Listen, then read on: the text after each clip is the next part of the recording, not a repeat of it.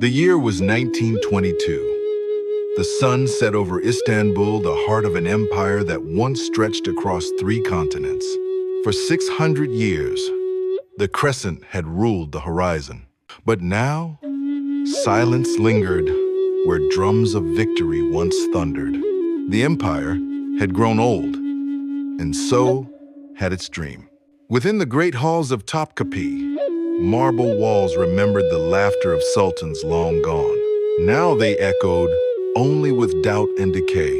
The last sultan walked slowly beneath ceilings, gilded in gold, yet heavy with shame. Power once divine now felt like a burden too vast for mortal hands.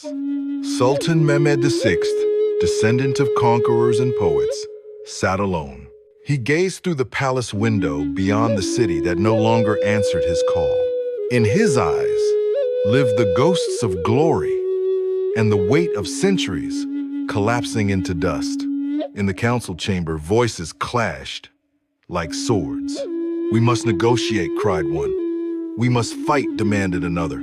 But the truth was unspoken. There was nothing left to fight with. Empires do not fall in a single moment. They bleed out slowly from within. Outside the palace, life moved on. Children played in streets that once echoed with parades of soldiers. Mothers watched foreign flags rise in their harbors. A nation of believers stood between pride and hunger, between memory and modernity. Before the mirror, the Sultan saw not a ruler, but a man trapped between centuries. He removed his crown and turban, setting them beside him. "Perhaps," he whispered, "history has chosen another to carry the torch." He remembered the day he was crowned, sunlight blazing through arches, thousands chanting his name. He had believed in destiny, in divine right, in the eternal empire. But eternity is an illusion even for kings. And then, betrayal. In smoke-filled rooms, treaties were signed, slicing away lands like pages from a book. Allies turned their faces. Ministers shook foreign hands, and the empire's fate was sealed not with blood, but with ink. On a moonless night, the Sultan departed in secret.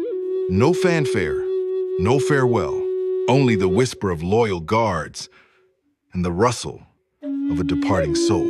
The ruler of millions, leaving his empire behind. As the small ship drifted through the Bosphorus, Istanbul shimmered one last time on the horizon.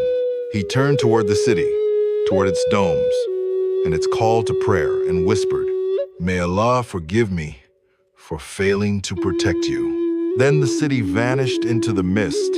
In exile, the Sultan lived without crown or court.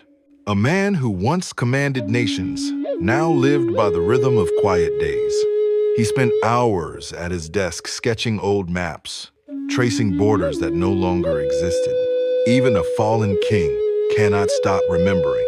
He wrote to his son, "My child, they can take our throne, our land, our flag, but not our dignity. An empire may die, but honor must never. Remember who you are, not what they say we were." With trembling hands, he sealed the letter, his final decree. Back home, a new dawn rose over Anatolia. The empire was gone, but from its ashes came a republic led by a man of the people. History does not end. It merely changes its name. Years later, on a quiet shore, the last sultan stood alone. Before him stretched the endless sea behind him, a lifetime of dreams. As the sun sank beneath the waves, he smiled. Empires fall, he thought, but stories endure, and mine has just become one.